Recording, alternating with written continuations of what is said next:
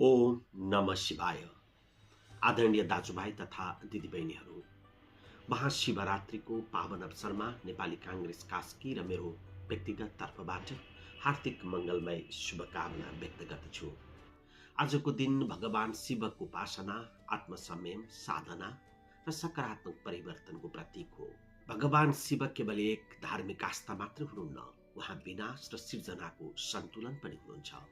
अन्याय, अहंकार र अन्धकारको अन्त्य गर्दै सत्य, न्याय र करुणाको मार्ग देखाउने शक्ति हुनुहुन्छ उहाँ। हाम्रो समाज र राष्ट्र पनि आज विभिन्न चुनौतीहरूको सामना गरिरहेको छ।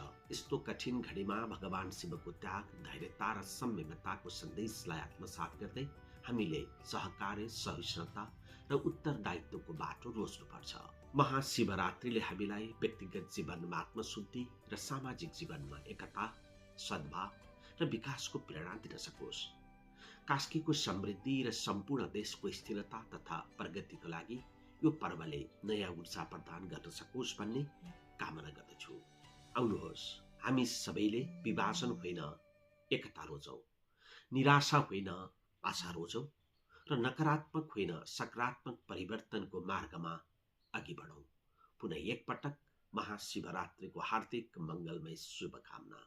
ओम नमः शिवाय। जय नेपाल।